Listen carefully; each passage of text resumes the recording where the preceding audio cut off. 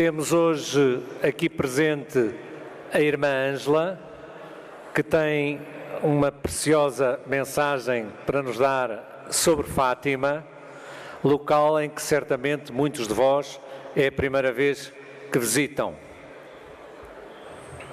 Estou a pôr a tradução ainda.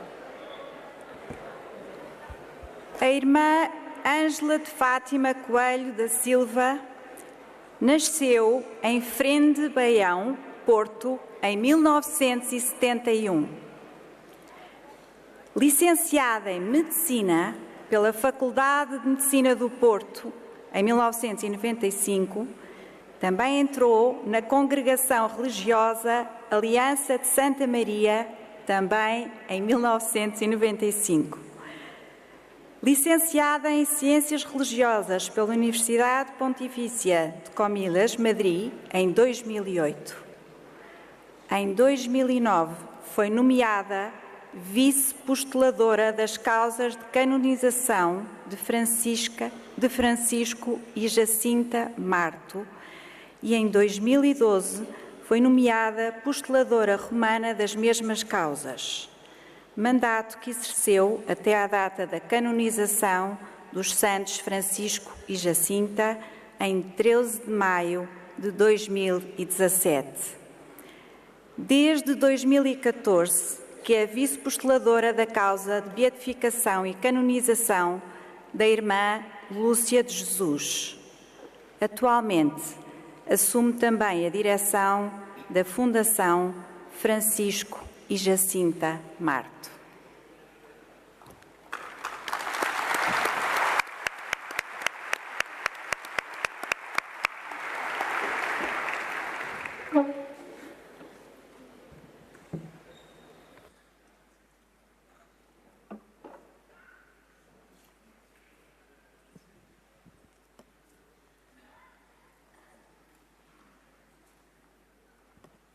Boa tarde a todos.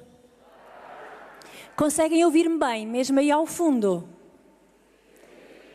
Porque eu sei que temos connosco o grande grupo de língua espanhola, que vem de todas as partes do mundo, creio eu, um pouco. Muito bem. Mas também temos connosco alguns equipistas que vêm, ou que são de países que falam português, creio eu, não é assim? Muito bem, pronto. Então vamos nos entender todos muito bem. Sejam muito bem-vindos ao Santuário de Fátima. E saúdo também de um modo muito particular os telespectadores que nos acompanham pela Ângelos TV nesta tarde. É um privilégio. Saúdo com muito carinho todas as equipas de Nossa Senhora. Deixem-me só fazer uma pergunta. Quem está aqui em Fátima pela primeira vez? Podia levantar o braço. Que coisa tão linda! Muito bem, os brasileiros levantam e um segundo depois levantam os de língua espanhola. É fantástico.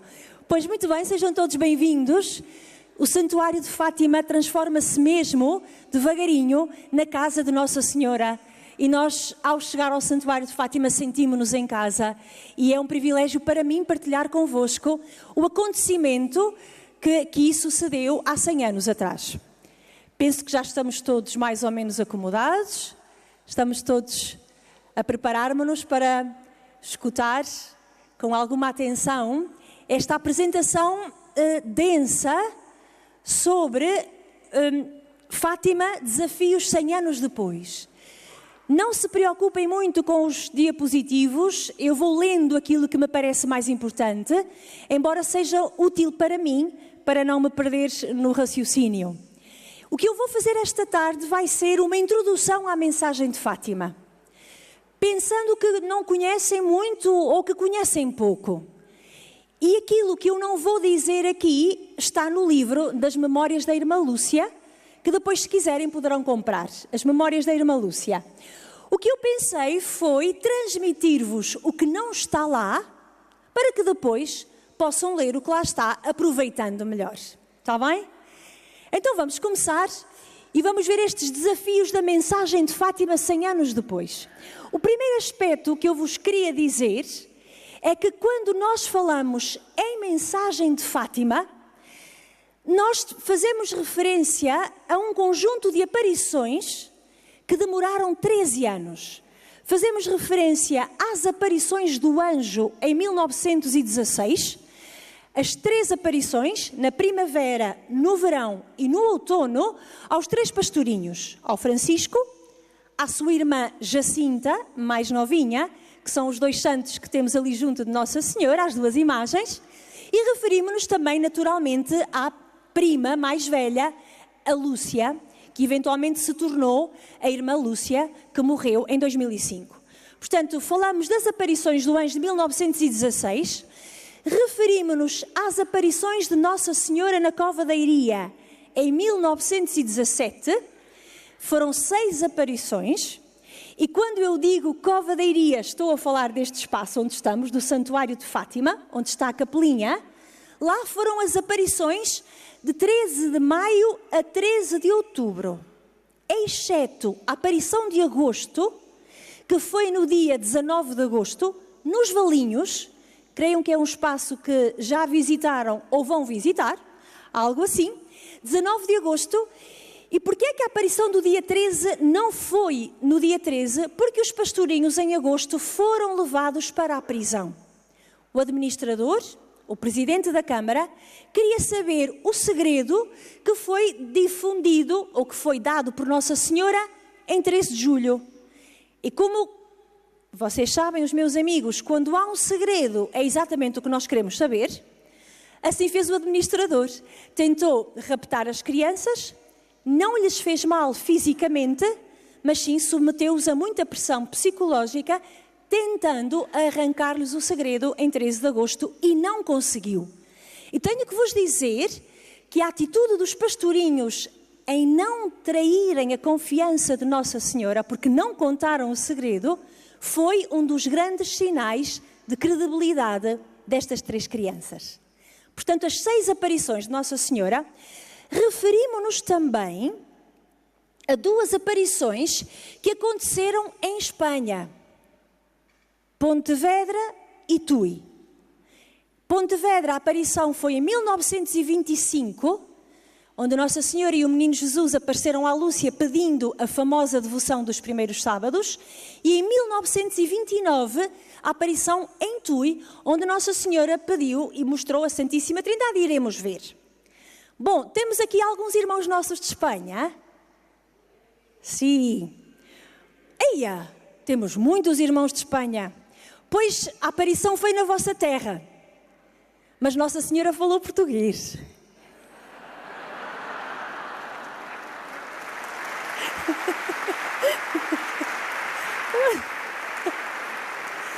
Bem, não me levam a mal, está bem? Mas vou brincar de vez em quando. Bom, então, tenho que vos dizer uma coisa. Eu, ouviram na apresentação, sou religiosa há 23 anos. E há cerca de 20 anos que falo de Fátima. Porque o carisma da minha comunidade, a Aliança de Santa Maria, é precisamente viver e difundir a mensagem de Fátima. E tenho que vos dizer que quando comecei a falar de Fátima há 20 anos, e a forma como vamos falando hoje, a minha comunidade e quem se dedica a Fátima, é totalmente diferente. De facto, nos últimos 10 anos, pelo contributo teológico, quer do Bispo de Fátima, que hoje é cardeal Dom António Marto, quer pelo contributo de tantos teólogos, entre eles um espanhol chamado Eloy Bueno de la Fuente, italiano Franco Manzi, e não quero fazer a lista porque pode-me falhar algum, há uma grande mudança na forma como Fátima é perspectivada. Antes, ver se me consigo explicar, antes a apresentação da mensagem de Fátima era quase como um conjunto de coisas que Nossa Senhora pediu para fazer, ou um conjunto de coisas que não era para fazer. Ou seja, como se Fátima fosse uma lista. Consigo-me explicar? Uma lista de coisas. Começava a parecer para nós que falávamos de Fátima, é pouco. Falta qualquer coisa. Então os teólogos foram encontrando uma perspectiva de abordagem, de aproximação. Em teologia diz-se uma perspectiva hermenêutica, que conferisse à mensagem um sentido unitário. Não já um conjunto de coisas isolados, mas uma verdadeira espiritualidade. E eu creio que isto foi uma grande revolução nos últimos anos em que nos dedicamos à mensagem de Fátima. Há várias perspectivas de abordagem, eu escolhi uma porque me parece que encaixa nesta estrutura tudo o que é essencial na mensagem de Fátima.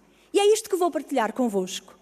Esta perspectiva de abordagem, Eloy Bueno de la Fuente apresenta como um testemunho místico-profético.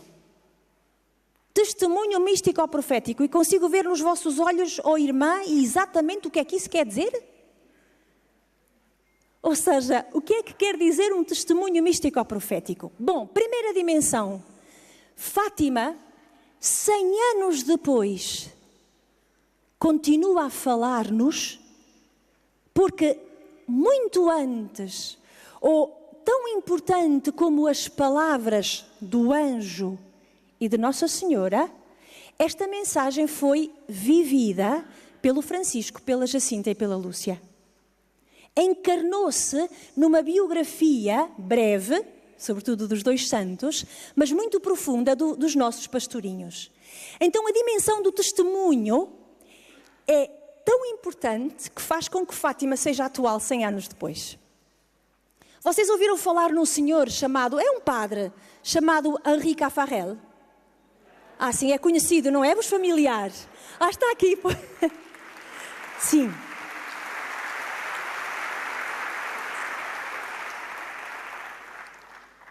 Ele escreveu livros. Tem uma espiritualidade que deu origem ao movimento. Mas, meus amigos, o Padre Caffarel já está no céu. Quem é que hoje mantém vivo o espírito das equipas de Nossa Senhora? São vocês. Quer dizer que se vocês não forem fiéis ao vosso carisma e ao vosso espírito, as equipas de Nossa Senhora deixarão de ter razão para existir. Conseguimos explicar? Ai, se calhar já não vou deixar de ser meus amigos. Acabou. O que eu quero dizer é isto. O que o Padre Henri Caffarel escreveu nos livros apenas não tem valor. Se não for vivido nas vossas vidas, não tem valor. É um livro como os outros. É uma experiência como tantas outras na Igreja. O que é que faz com que o espírito do Padre Henri Caffarel, daqui a 100 anos, consiga continuar a ter sentido? É a forma como vocês hoje viverem o espírito do Padre Henri Caffarel. Não sei se faz sentido o que eu estou a dizer. Mas isto é o fundamental e isto passa-se em Fátima.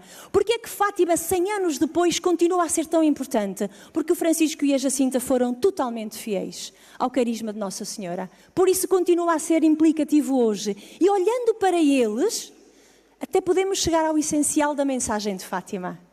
E o desafio é que, ainda que desaparecessem todos os livros da espiritualidade do Padre Henri Caffarel, olhando só para a vossa forma de agir, nós, que não lemos aqueles livros, podíamos chegar ao essencial das equipas de Nossa Senhora. Consigo-me explicar? Este é o grande desafio.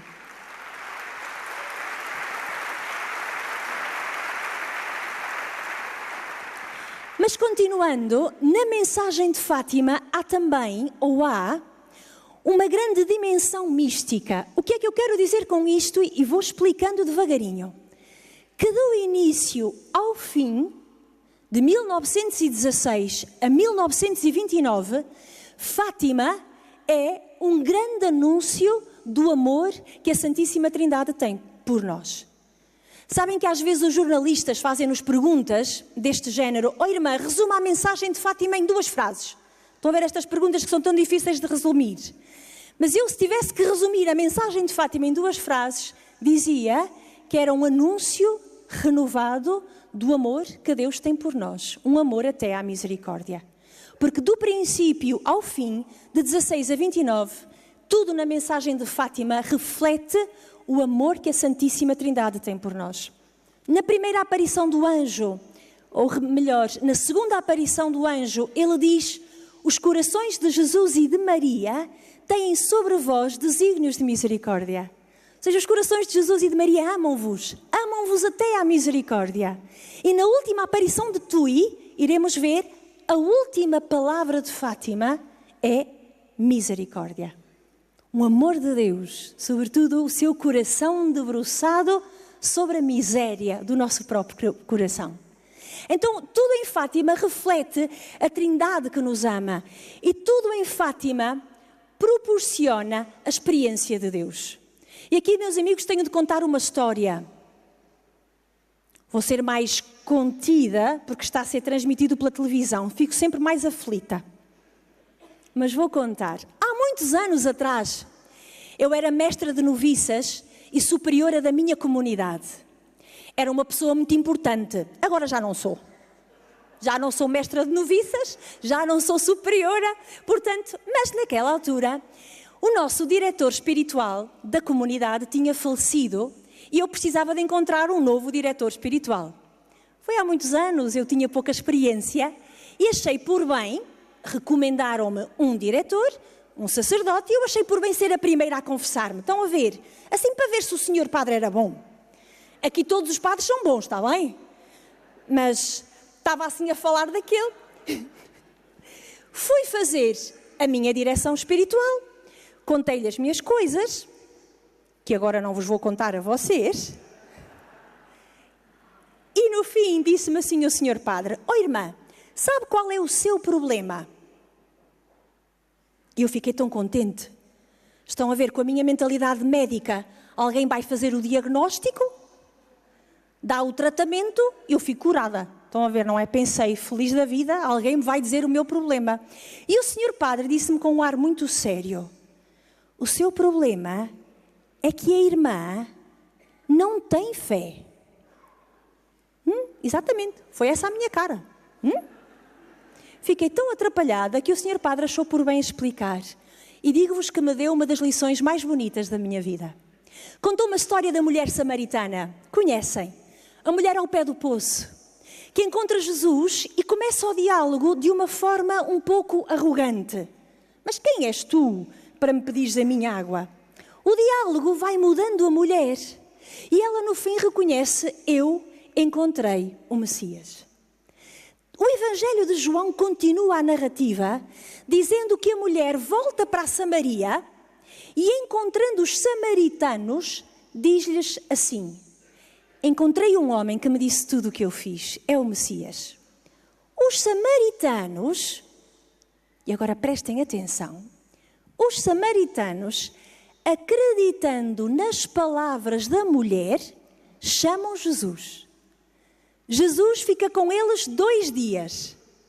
E no final, dizem os samaritanos à mulher: "Já não é apenas pelas tuas palavras que nós acreditamos, mas nós mesmos vimos, ouvimos, tocamos. Nós fizemos a experiência. Ele é o Messias." Explicou-me o meu diretor espiritual: "Irmã, os samaritanos da primeira hora, que acreditam em Jesus pelas palavras da mulher, são crentes. Os samaritanos da segunda hora, que acreditam em Jesus porque fizeram a experiência interior dele, são homens e mulheres de fé." E até me explicava porque é que tanta gente, no momento de crise, no momento de um escândalo, até por parte de alguém da igreja, abandona a fé. Porque não tinham fé, não tinham feito a experiência de Jesus. Eram crentes. A sua experiência de Jesus era apenas baseado nas palavras dos outros. Porquê é que nós começamos a acreditar? Porque os nossos pais nos falaram de Jesus. Os párocos, os catequistas. Isto chega para fazer de nós homens e mulheres de fé. O meu diretor espiritual dizia: "Ainda não. É preciso fazer a experiência pessoal de Jesus. Não porque ninguém falou, mas porque eu senti, porque eu vivo, porque eu experimentei." Ora, meus amigos, Fátima permite fazer a experiência de Deus. Por isso o Papa Bento XVI irá chamar a Fátima uma escola de fé. Já iremos ver. E isto porquê? Porque Nossa Senhora, que durante as aparições estava sempre com as mãos erguidas, nesta posição, em maio, no final de maio, faz uma pergunta fundamental aos pastorinhos: "Quereis oferecer-vos a Deus?" É interessante, o anjo na primeira aparição só pede orações. Na segunda aparição, pede orações e sacrifícios. Mas quando chega Nossa Senhora, não chegam as orações, nem chegam os sacrifícios. É a vida toda. Quereis oferecer-vos a Deus. Está claro este aspecto? É preciso entender que com Nossa Senhora e Nosso Senhor, ou é tudo, ou é tudo. Está bem? Não há assim muitas outras alternativas. Porque o anjo ainda vai pedindo coisas. Nossa Senhora pede tudo. Quereis oferecer-vos a Deus? E os pastorinhos responderam, sim, queremos. A esta resposta, diz a Lúcia, Nossa Senhora abriu as mãos pela primeira vez e comunicou-nos um reflexo de luz tão intenso que saía dessas mãos, que penetrando-nos no peito e no mais íntimo da alma, nos fazia ver a nós mesmos em Deus, que era essa luz. Vejam que bonito. Os pastorinhos veem-se a si mesmos em Deus, que era essa luz. Primeiro aspecto, a luz de Nossa Senhora não era ela, nem era dela, era de Cristo. Vejam a centralidade de Deus, mesmo quando Maria é a protagonista. Está bem? Fazem a experiência de Deus. A partir daquele dia os pastorinhos mudaram totalmente. Porque a partir daí, a fé deles já não é apenas baseada na fé dos pais, nem nas palavras da mãe. É baseada na sua própria experiência de Deus. E Fátima, então, o que é? É permitir que o homem e a mulher do século XXI, com o nosso ritmo de vida, sabem? Com o tempo a correr, tudo apressado, sem tempo para nada, confusos, às vezes com dúvidas, Fátima tem todas as condições para que o homem e a mulher do século XXI façam a experiência de Deus, por meio de Nossa Senhora. Até aqui está claro? Conseguem entender? Muito bem. Então vamos para a segunda dimensão, que é a dimensão profética. Fátima não é apenas para a minha intimidade com Deus e para eu crescer em santidade. Aliás, meus amigos, Fátima surge durante a Primeira Guerra Mundial. Fátima fala-nos da Segunda Guerra Mundial. Com certeza sabem que a partir, sobretudo de Auschwitz e da experiência de Auschwitz, a filosofia, a própria teologia, ficou com uma pergunta dramática que muda a história da filosofia e da teologia. Onde estava Deus quando tudo aquilo aconteceu? A experiência de Auschwitz, e não só, as perseguições comunistas com os gulags soviéticos, esta experiência do mal que o século XX experimenta, foi tão forte que marca a filosofia e a teologia. E marca com esta pergunta, como é que Deus permitiu tudo isto? Então começa a chegar-se a uma conclusão, Deus abandonou-nos. Se existe, não quer saber nada de nós. É interessante, meus amigos, que Fátima vem nos afirmar, pela sua dimensão profética, da qual iremos falar, que corresponde praticamente ao segredo, a aparição de Julho, Fátima vem nos dizer que Deus não nos abandonou. Deus continua comprometido com a nossa história. Por muito que as coisas nos pareçam contrárias, Deus não nos abandonou. Deus continua comprometido com a história. E a dimensão profética de Fátima é isto. É um Deus que está tão preocupado connosco, que nos vem falar, e nos vem avisar, e nos vem interpelar para os perigos que a nossa vida tem. Mas atenção, Fátima não é apenas o anúncio de que Deus continua comprometido com a minha história. Fátima é também esta ideia de que a minha intimidade com Deus tem que se exprimir no meu compromisso com a história. Que eu não tenho intimidade com Deus para ficar assim quentinha, estão a ver, cá na minha intimidade. Não. Que o meu compromisso com Deus tem que se exprimir no compromisso com a história. Não sei se recordam, sabem que a Bíblia é também o livro das grandes perguntas que Deus faz à humanidade. E a primeira pergunta que Deus faz é: onde estás? Pergunta Deus a Adão. E esta pergunta é sempre fundamental respondermos, está bem? Onde estás? Obviamente vocês não me vão dizer estou em Fátima. Porque essa não é a resposta. Onde estás? Mas há uma outra pergunta que Deus faz a seguir. Quando Caim matou Abel, Deus faz uma pergunta a Caim. Não sei se recordam, uma pergunta incrível. Onde está o teu irmão? Onde está o teu irmão? É curioso que Caim responde de uma forma muito indiferente. Responde assim Caim: por acaso serei eu o guardião do meu irmão? Meus amigos, por acaso nós até somos os guardiães dos nossos irmãos. E é esta pergunta que Fátima vem colocar de novo ao ser humano. Onde está o teu irmão? E Fátima interpela-me a que eu me sinta responsável pela história, a que eu assuma o meu papel na história. E esta é a dimensão profética. Está bem? Não sei se me conseguem todos, se me consegui explicar no meu português assim um pouco mais lento do que eu costumo, mas Fátima tem estas 3 grandes dimensões. É uma mensagem que interpela a nossa vida, que me chama à intimidade com Deus, dimensão mística, mas que me pede que eu assuma o meu compromisso com a história, do qual Deus também se sente responsável, a dimensão profética. Reparem que então temos como Fátima é de facto uma escola de fé. Diz o Papa Bento XVI, corroborando aquela ideia que vos dizia, que Fátima ajuda a crescer na fé porque permite a experiência de Deus.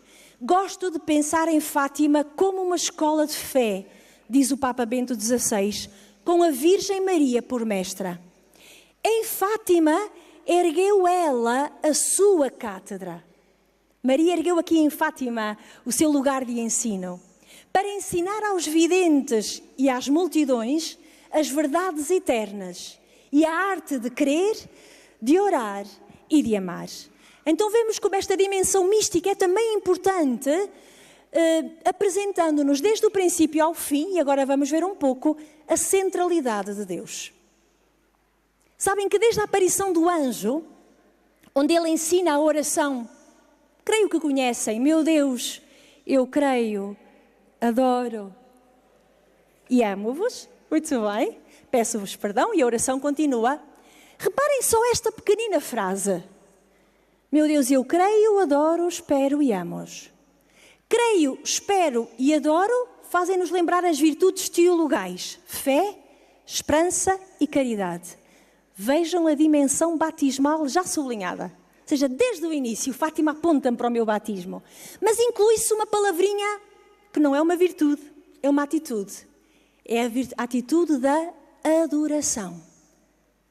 Estamos no início de Fátima e Fátima convida-me à adoração. Convida-me a ter Deus no centro.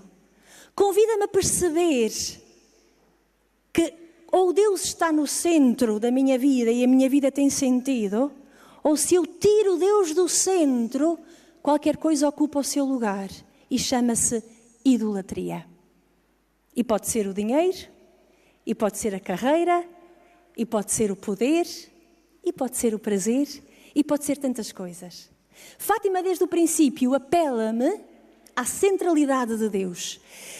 A aparição de Tui, iremos ver daqui a bocadinho, é totalmente dedicada ao mistério da Santíssima Trindade, que a Lúcia vai ver, num contexto de adoração.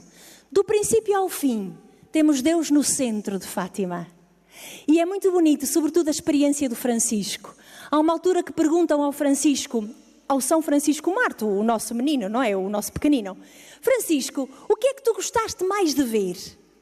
E ele diz assim, gostei muito de ver o anjo, mas gostei ainda mais de ver Nossa Senhora. Mas o que eu mesmo gostei foi de ver a Nosso Senhor naquela luz que Nossa Senhora nos meteu no peito.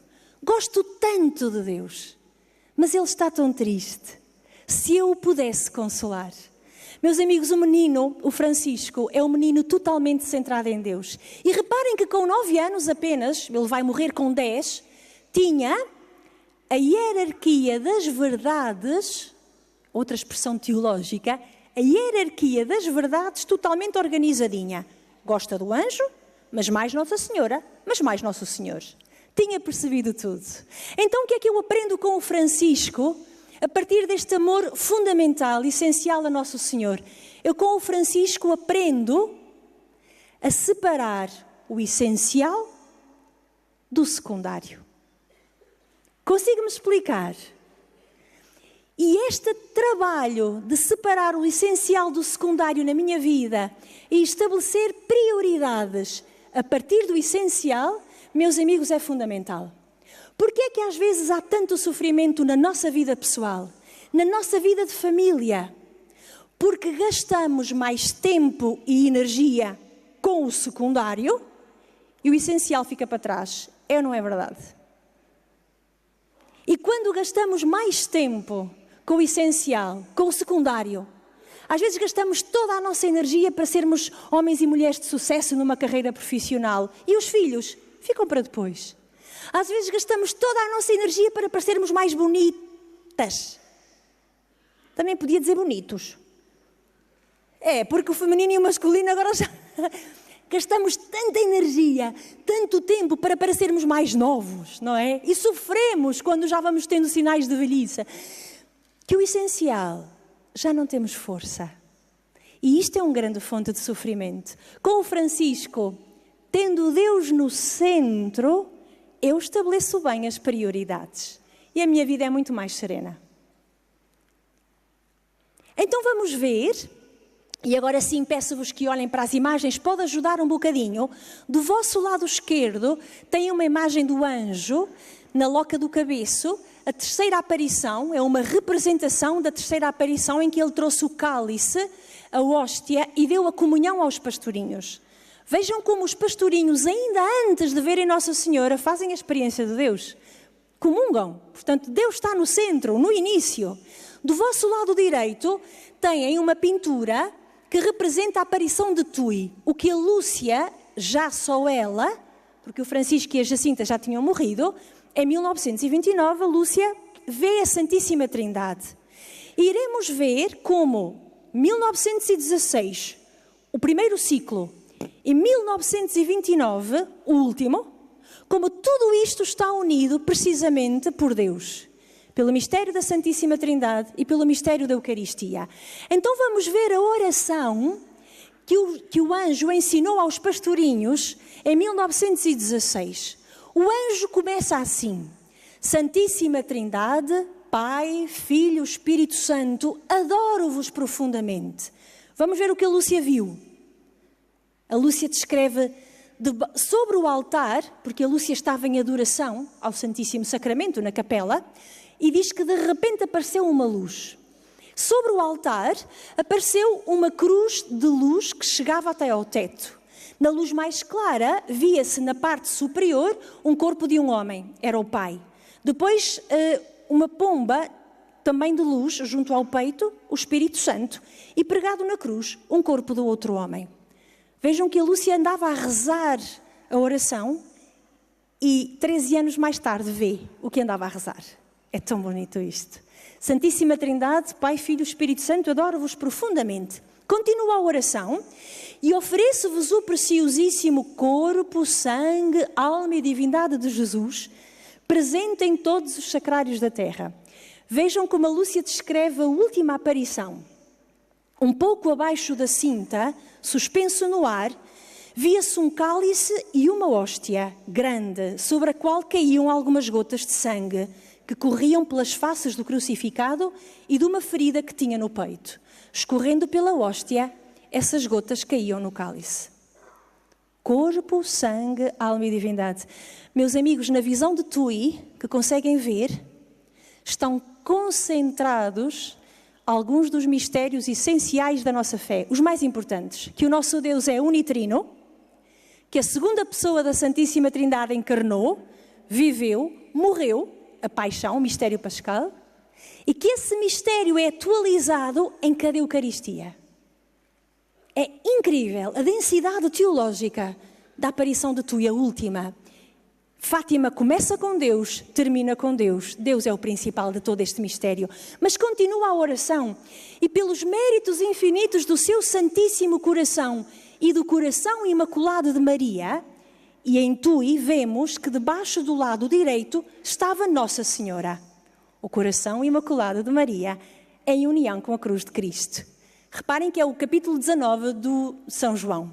Aos pés da cruz de Jesus estava sua mãe. E termina a oração do anjo: peço-vos a conversão dos pobres pecadores.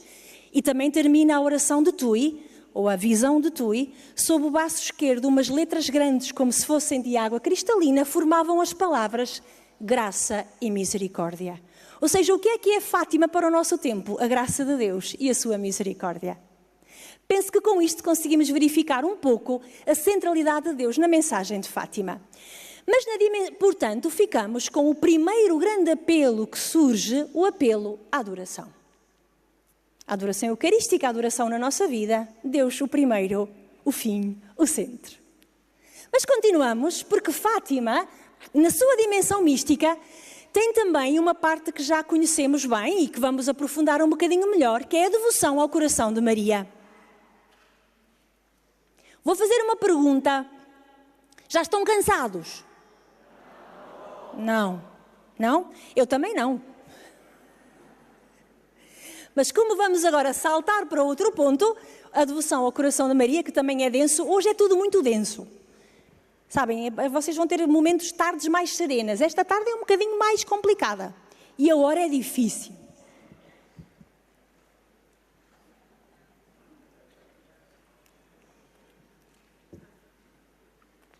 A devoção ao coração de Maria. Aqui tenho que vos contar um pouco um momento de uma aparição, para entendermos melhor a frase e a aparição onde surge de uma forma mais forte a aparição de junho, onde surge o coração de Maria. 13 de maio de 1917, meio-dia, no final, Nossa Senhora faz a tal pergunta fundamental: quereis oferecer-vos a Deus para aceitar tudo quanto vos for enviando como um ato de reparação? Quereis oferecer-vos a Deus? Qual foi a resposta dos pastorinhos? Sim, queremos, cheios de força. Como nós ao princípio. Sim, queremos. Nossa Senhora então disse: e depois ter muito que sofrer. Mas a graça de Deus será o vosso conforto. Há muita gente que me diz: oh irmã, valha-me Deus, logo desde o princípio ides ter muito que sofrer. Nossa Senhora podia ser mais carinhosa. Nossa Senhora está a repetir as palavras do Evangelho. O que é que Jesus diz aos seus discípulos? Quem quiser vir após mim, negue-se a si mesmo, tome a sua cruz e siga-me. Nossa Senhora não diz nada diferente. Quando diz ides ter muito que sofrer, ela está a dizer isto de outra forma. Mas reparem que a última palavra é sempre da esperança. Mas a graça de Deus será o vosso conforto. Podemos ter que sofrer, e sofremos, faz parte do mistério da vida. Mas a graça de Deus é a nossa força. Termina a aparição e a Jacinta, a pequenina Jacinta que tinha 7 anos, ficou encantada porque Nossa Senhora era muito bonita. E começou a dizer: ai que senhora tão bonita! E a Lúcia, que tinha 10 e achou que era melhor não dizerem nada a ninguém, disse: nós vamos guardar segredo. E a Jacinta disse: está bem, eu não digo nada a ninguém. Ai, mas ela é tão bonita. Então a menina, 7 aninhos, coitadinha, foi da cova da Iria, deste lugar, à sua casa, ao Justrel, e percorreu todo o caminho aos saltinhos e a dizer: ai, que senhora tão bonita! E a Lúcia: Jacinta, não vais dizer nada. Não, fica sossegada, eu não digo nada a ninguém. Ai, mas é uma senhora tão bonita. Fica sossegada, eu prometo, não digo nada a ninguém. Ai, mas ela é tão bonita. Claro, quando chegou a casa e viu a mãe, qual foi a primeira coisa que ela disse? Ai, que senhora tão bonita, que a gente viu na cova da Iria. Deixem-me dizer-vos uma coisa. A Lúcia, que vai sofrer muito a partir deste dia, chama a Jacinta e diz: oh Jacinta, porquê é que falaste? E a menina, muito triste, pede desculpa, mas diz isto: eu tinha cá dentro uma coisa que não me deixava estar calada. Eu não podia ficar calada com a alegria que tinha cá dentro. Meus amigos, a Jacinta foi tocada por Deus. Ficou apaixonada por Deus, por isso não pode ficar calada. A minha pergunta é, nós temos a mesma paixão cá dentro, até pelas equipas de Nossa Senhora? Por que é que nós damos testemunho deste movimento tão bonito que vocês vivem? Por um só motivo. Se tiverem aí dentro uma coisa que não vos deixa estar calados. Conseguimos explicar?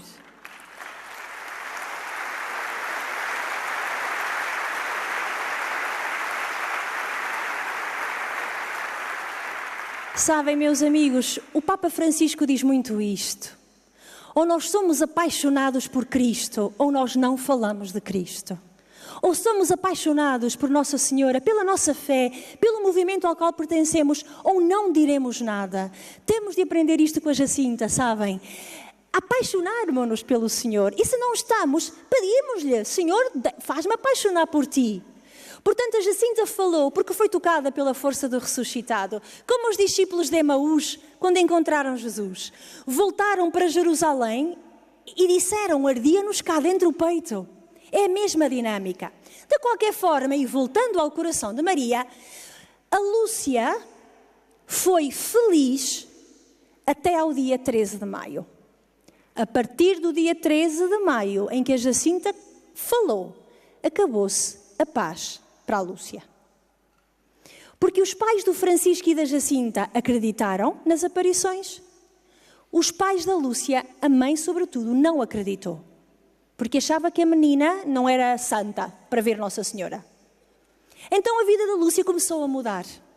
E ela, que era a mais nova, a mais querida, a mimalha, entendem? A estrela da família, passou a ser a mentirosa, a que trazia o povo enganado, e a mãe até lhe começou a bater para que ela dissesse a verdade que não tinha visto Nossa Senhora. Ou seja, a vida da Lúcia mudou. E mudou tanto que durante aquele mês, se no dia 13 de maio ela disse a Nossa Senhora, quereis oferecer-vos a Deus? Sim, queremos, cheia de força. No dia 13 de junho, passado um mês de sofrimento, e apenas um mês, sabem qual foi a primeira pergunta que ela fez a Nossa Senhora? Eu queria pedir se a Senhora nos levava para o céu. Assim já chega. Estão a ver, coitadinha? A menina sofreu um mês e queria morrer. Já não queria mais. Muito engraçado que Nossa Senhora responde à Lúcia e diz-lhe, olha Lúcia, ao Francisco e à Jacinta, eu levo muito breve para o céu. Mas tu ficas cá mais algum tempo. Sabem até quando é que foi? Até 2005, né? Coitadinha, mais 80 anos. Eu acho que Deus não percebe muito do nosso tempo. Pode perceber da eternidade, mas do nosso tempo eu acho que 80 anos não é um bocadinho mais. Ficas cá mais algum tempo e disse porquê? Porque Jesus quer servir-se de ti para espalhar no mundo a devoção ao meu coração. Meus amigos, para a Lúcia, o momento era muito solene. Ela estava a saber a sua vocação. Ficava no mundo para difundir o amor ao coração de Maria. Mas nós percebemos, pela reação da Lúcia, que ela nem ouviu, nem deu importância à sua vocação. Ela só ouviu a primeira parte. O Francisco e a Jacinta vão morrer. E é impressionante, meus amigos, porque a pergunta que a Lúcia faz é nossa. É uma pergunta nossa. Ela diz a Nossa Senhora, então eu fico cá sozinha. Digam-me lá, meus amigos, é ou não é verdade que todos nós, de vez em quando, experimentamos a solidão? Podemos ter uma família lindíssima, um marido, uma mulher lindíssimos. Podemos ter uma comunidade religiosa como a minha, fantástica. Podemos ter um grupo de sacerdotes maravilhosos. Mas é ou não é verdade que há momentos na vida onde ninguém nos acompanha cá dentro? São nossos e de Deus. E nos sentimos sozinhos. E até há momentos onde nos parece que o próprio Deus se escondeu. Então, meus irmãos, a resposta da Lúcia, ou aliás, a resposta que Nossa Senhora dá à Lúcia, Eu queria que cada um de vocês a sentisse como para vós, está bem? Olhem, eu não vos conheço. Conheço o nome de uma ou duas pessoas aqui presente, mas não conheço a história. Não conheço as dores, não conheço as vossas alegrias, não conheço nada de vocês, está bom? Mas Nosso Senhor conhece e trouxe-vos aqui. E eu ficava muito feliz se, ainda que esquecessem tudo o que eu disse, não esquecessem estas palavras, está bem, que eu vou dizer a seguir, ok? Dou-vos a autorização de esquecer tudo. Mas peço-vos que não se esqueçam da resposta que Nossa Senhora deu à Lúcia. Então eu fico cá sozinha? Perguntou a Lúcia. E Nossa Senhora disse, não, eu nunca te deixarei. O meu coração imaculado será o teu refúgio e o caminho que te conduzirá até Deus. Queria que levassem isso. Está bem.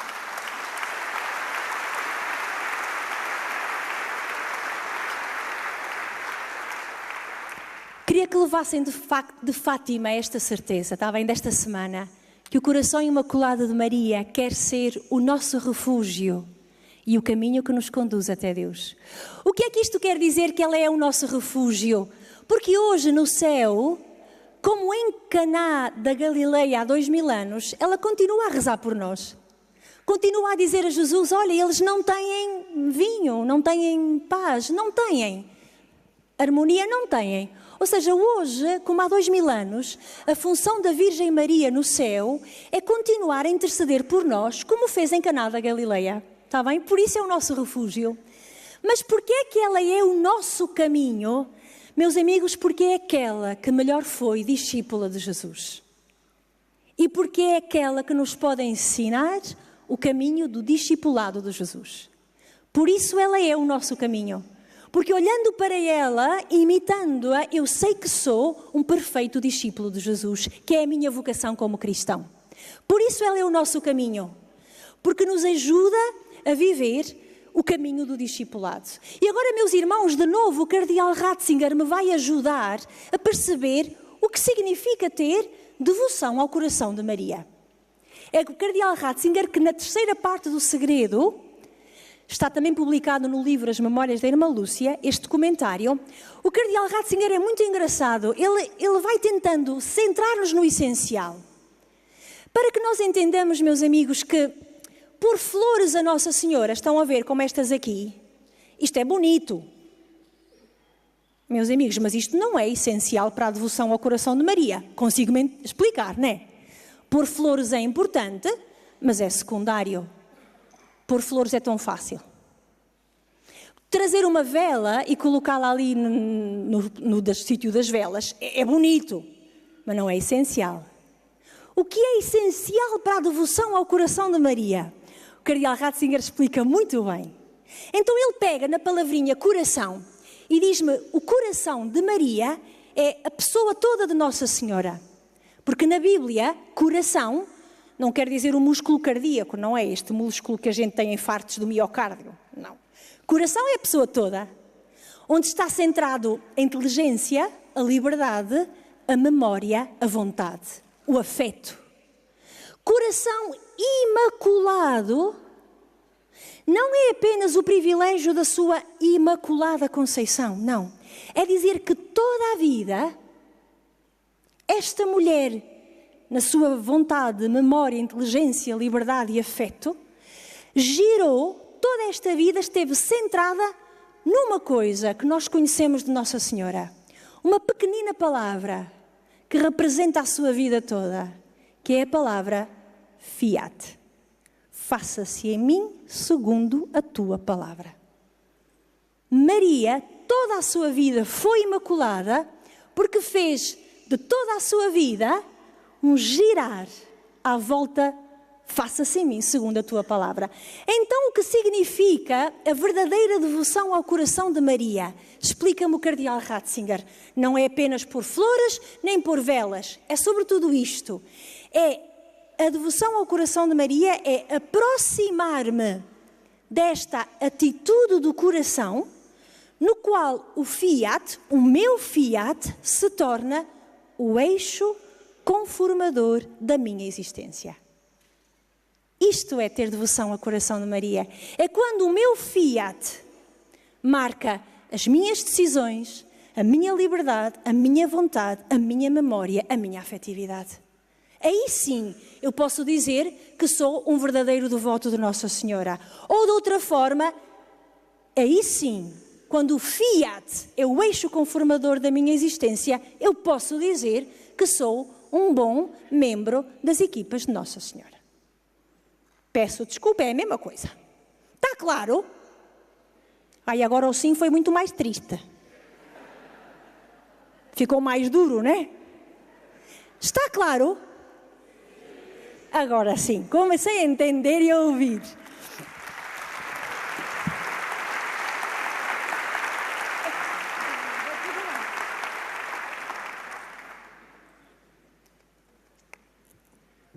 Portanto, o segundo apelo é este apelo à confiança em Nossa Senhora, que se transmite também, se expressa na oração, a oração do Rosário. Estou quase a acabar. Acho que só me faltam 15 minutos. Ainda aguentam 15 minutos? Vou tentar falar só 15 minutos. Não? Querem mais? Vamos a ver. A oração do Rosário.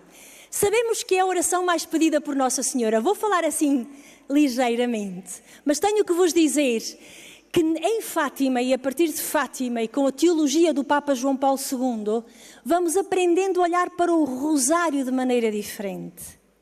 Não apenas como uma oração vocal, Pai Nosso Ave Marias, mas sobretudo uma oração contemplativa.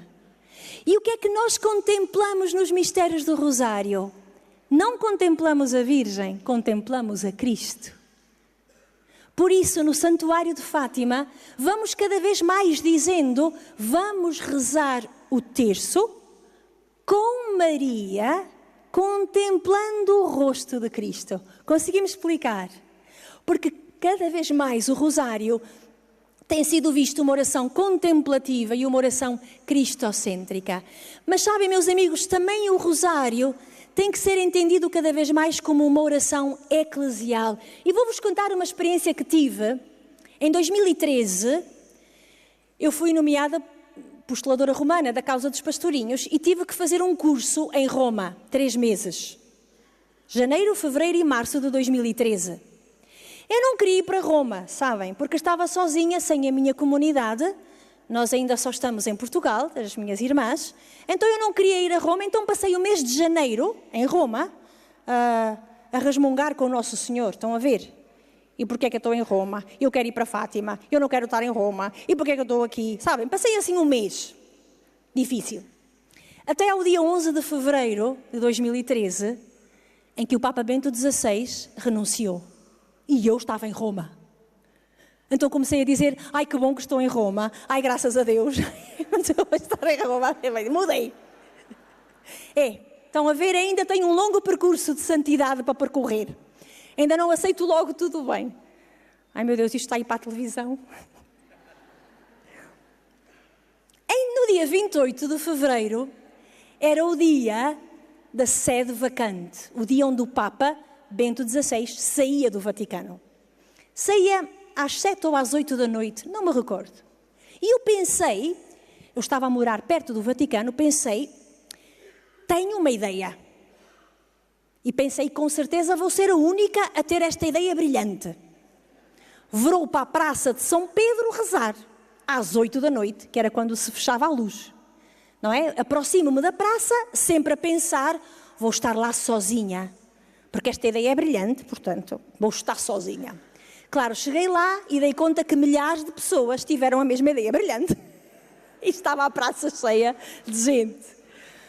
Como eu estava sozinha, juntei-me a um grupo, num canto, um grupo que falava inglês americano, e eu até sei falar inglês um bocadinho, juntei-me ao grupo e estavam a fazer Lectio Divina.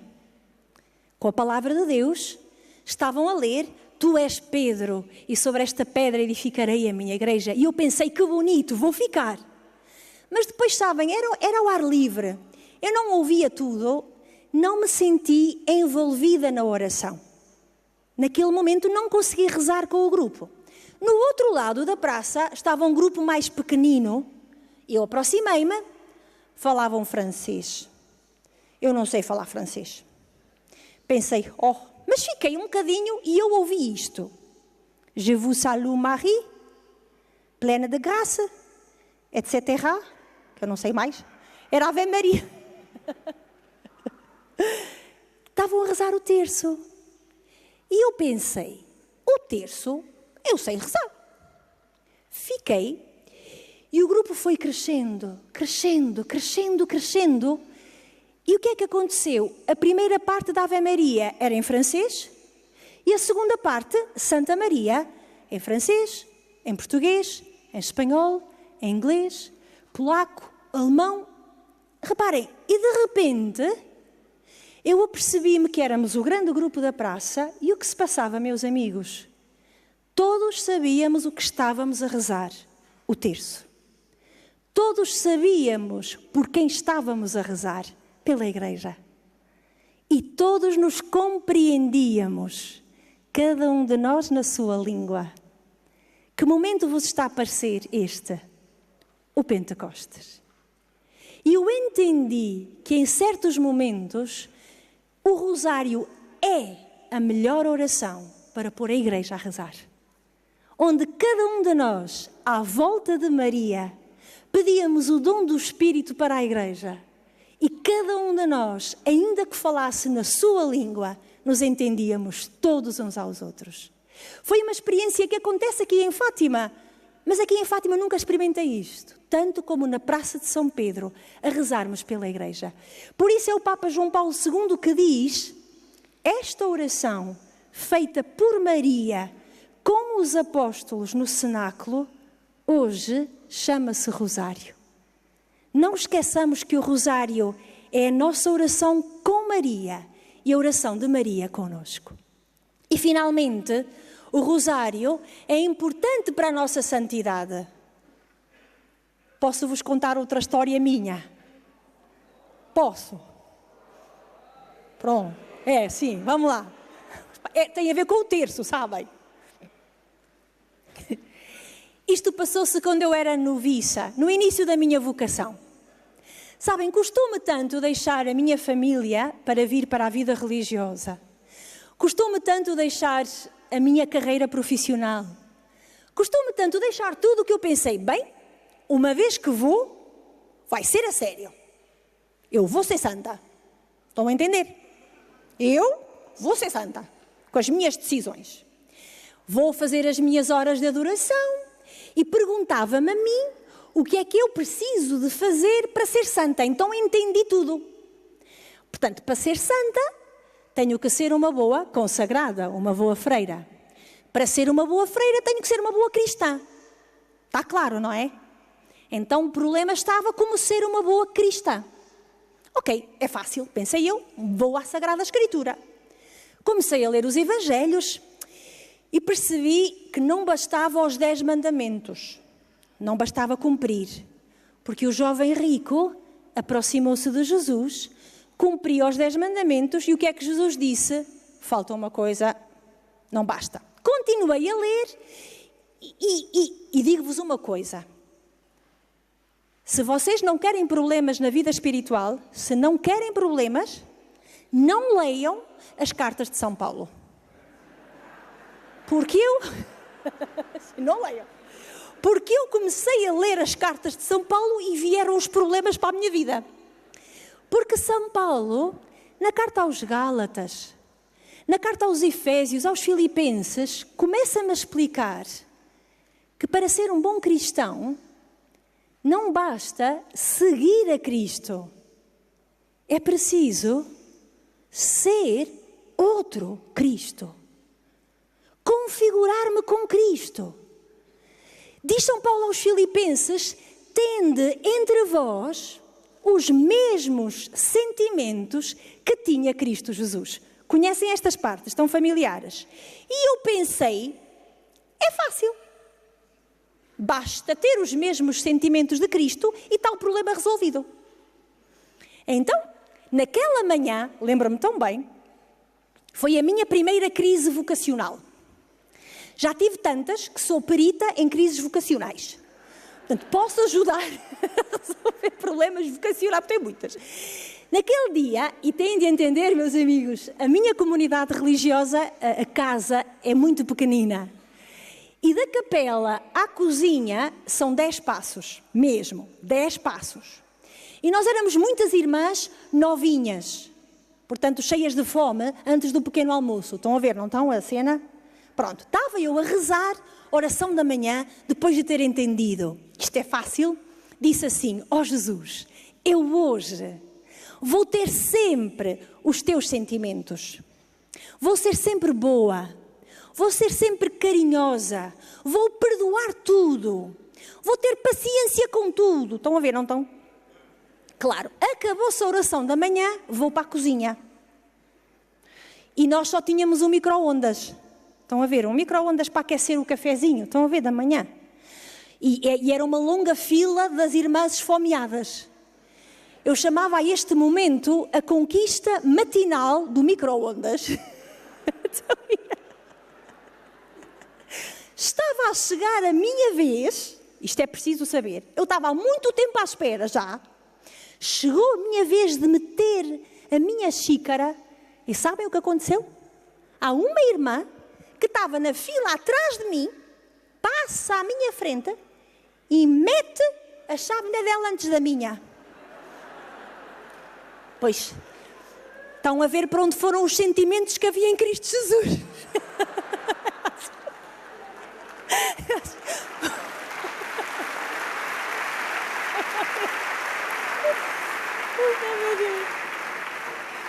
Os sentimentos foram para dentro do micro-ondas. Porque eu explodi. A sério, eu olhei para ela e disse: oh, vai para a fila, espera a tua vez. Ralhei tanto que a pobre irmã achou que era a Terceira Guerra Mundial. Eu fui tão agressiva. Sabem, foi tão importante para mim, porque eu fui tão agressiva com nada, não era nada. Que eu pensei, isto é, bom, aqui brinquei um pouco, mas os factos são estes. Eu pensei, eu não vou conseguir, eu não sou capaz. Porque numa coisa tão pequenina, no primeiro dia, foi uma confusão. E estive quase para me vir embora da vida religiosa. Claro que eu tinha tudo torto cá dentro, mas lembro-me um dia, meus irmãos, andei em luta e rezava e falava, mas nada me tirava aquela coisa, então eu não sou capaz. Que o Papa João Paulo II, na carta que escreveu sobre o Rosário, ele diz isto: o Rosário transporta-nos para junto de Maria, dedicada a acompanhar o crescimento de Jesus. Isto permite-lhe educar-nos e plasmar-nos até que Cristo esteja formado em nós plenamente. E cita a carta aos Gálatas. Repito, meus irmãos, quando eu rezo o meu terço, eu vou para junto de Nossa Senhora, misticamente. E isto permite que é ela quem faz o trabalho com o Espírito Santo. Formar-me, moldar a minha alma, e vejam que bonito, até que Cristo esteja formado em nós. Não até que ela esteja formada em nós, até que Ele esteja formado em nós. E eu lembro-me de pensar, oh mãe, o terço eu sou capaz de rezar. Tu fazes o resto, eu rezo o terço. E a minha vida espiritual, garanto-vos, simplificou-se muito mais. E sei que um dia, com a ajuda dela, lá chegarei.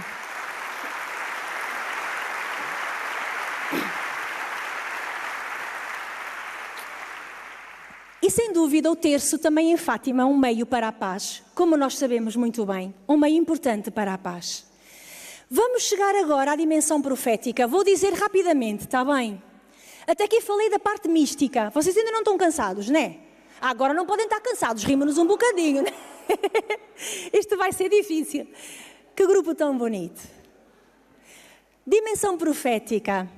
Deus continua comprometido com a minha história. Meus amigos, praticamente toda a dimensão profética surge na aparição de julho. A terceira aparição. Maio, junho, julho. E tem 3 grandes momentos. E os 3 momentos vou-vos explicar que são as chamadas 3 partes do segredo, que já não é segredo, está tudo publicado no ano 2000. Primeira parte do segredo, a visão do inferno. Os pastorinhos veem a preocupação de Deus pela nossa salvação. A dimensão escatológica da nossa vida, o inferno. Mas ouvem estas palavras: vistas o inferno, para onde vão as almas dos pobres pecadores. Para as salvar, Deus quer estabelecer no mundo a devoção ao meu imaculado coração. Portanto, ainda que seja uma visão terrível e dura, a visão do inferno, há aqui esta porta: mostro-vos isto, para que entendais que Deus, como não quer o inferno, quer estabelecer no mundo a devoção ao coração de Maria. Portanto, aqui o coração de Maria, não apenas com um papel na minha vida pessoal, refúgio e caminho, mas também na história da salvação.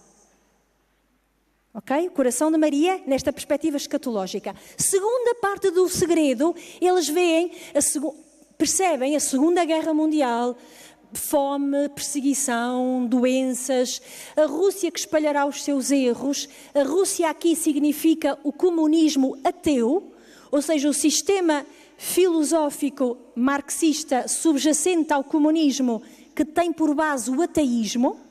Portanto, o que preocupa o coração de Nossa Senhora é o ateísmo.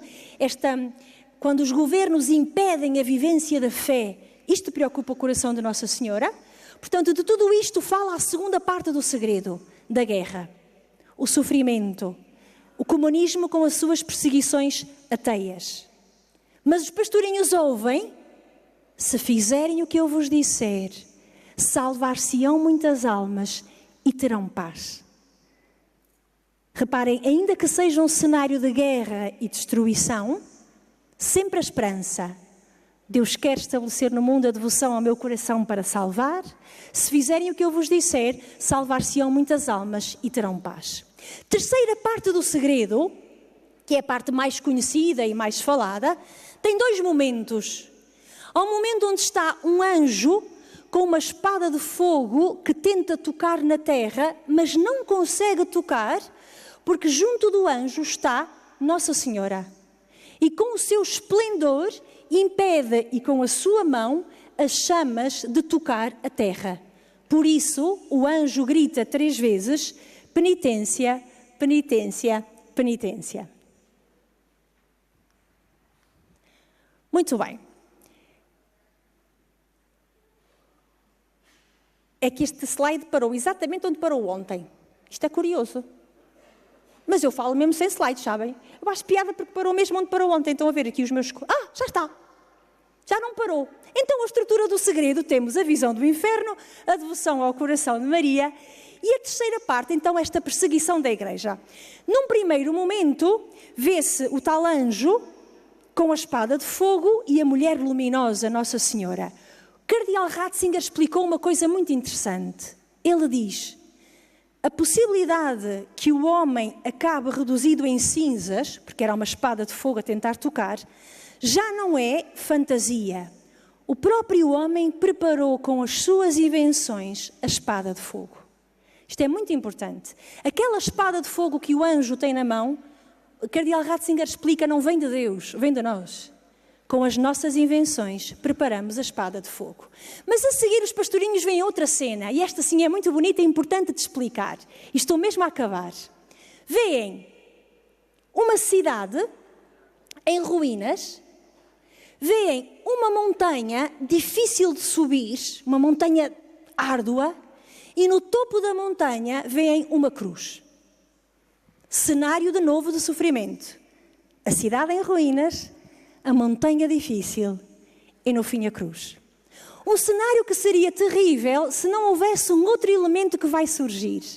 E o outro elemento, meus amigos, é a igreja a caminho. Vem uma peregrinação de gente de toda a idade e condição social e religiosa. Vêm padres, freiras, cardeais, bispos, leigos, crianças, velhinhos. E a liderar esta peregrinação está o Papa. Por isso sabemos que é a igreja. Mas esta igreja não está parada. A igreja está em caminho, liderada pelo Papa. Para onde caminha a Igreja? Para a cruz. Percebe-se que é a peregrinação da Igreja cuja meta é Cristo, porque Cristo é a meta da história. Mas a coisa mais bonita ainda, e que me parece que o Papa Francisco revê aqui o seu sentir da Igreja, é que esta Igreja, antes de chegar à cruz, passa pela cidade meio em ruínas. Então temos uma cidade em ruínas, mas que não está sozinha, tem a Igreja lá presente. Consigo-me explicar? Não é a Igreja do Papa Francisco que diz que a Igreja deve ser um hospital de campanha, que deve cuidar dos feridos e das feridas. É uma Igreja que deve caminhar, não estar parada e cuidar dos destroços da humanidade. Meus amigos, e a cidade em ruínas pode ser o coração de uma pessoa que está aflito, pode ser um casal que está em luta, pode ser uma família destruída, pode ser uma cidade, pode ser o mundo. O que Nossa Senhora me diz com esta imagem é que a Igreja de Cristo caminha para Cristo no meio de dificuldades, mas não abandona a cidade às suas ruínas. Consiga-me explicar? É fabuloso. Quem está lá presente, Nossa Senhora, não se esqueçam, com o seu esplendor. Por isso é que em Fátima é anunciado de novo o capítulo 8º da Lumen Gentium do Concílio Vaticano II, que Maria continua a caminhar com os seus filhos que peregrinam em ordem à cruz. Então o nosso grande terceiro pedido é o pedido, isto eu vou avançar, à solidariedade no bem. É eu entender que eu faço parte desta Igreja que está a caminho, que caminha para a cruz, mas que nos sentimos responsáveis por todas as ruínas da história. Quer sejam as da minha família, as da minha paróquia, as do meu país, as do mundo inteiro. E o que é que eu posso fazer? Como o Francisco e a Jacinta, posso rezar. Posso oferecer os pequeninos sacrifícios de cada dia. Não é preciso fazer grandes coisas, é o pequenino do dia a dia que vou oferecer. Posso dar o meu tempo, posso dar-me a mim mesma para que os outros tenham vida. Então, com tudo isto, eu creio que estaremos preparados para colaborar também nós na grande promessa de Nossa Senhora em Fátima, que foi, por fim, o meu imaculado coração triunfará. Adorando a Deus na nossa vida, confiando em Nossa Senhora, rezando-lhe o terço e outras formas de amor, e sendo conscientes que tenho um papel ativo na história da salvação e na paz, eu estou preparado para colaborar com ela no triunfo do seu imaculado coração. Obrigada pela vossa paciência.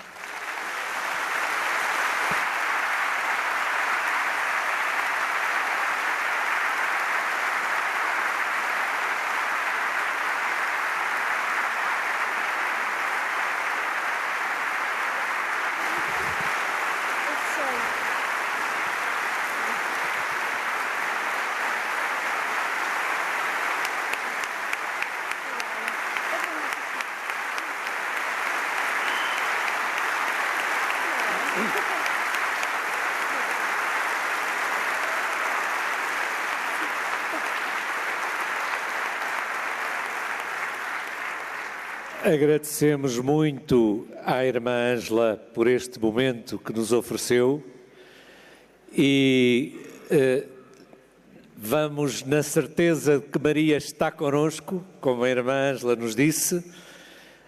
Despedimos-nos dos telespectadores da Ângelos TV.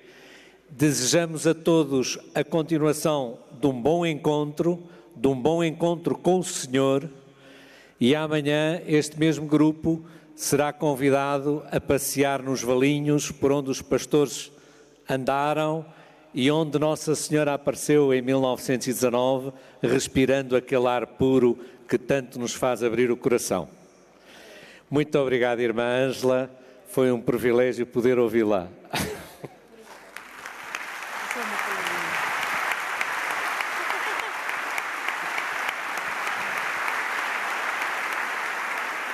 Eu quero entregar à irmã Ângela, de certeza, um pedido de todos vós. que entrega à Nossa Senhora um beijo de todos. Muito obrigada, irmã Ângela. Com tanta simplicidade.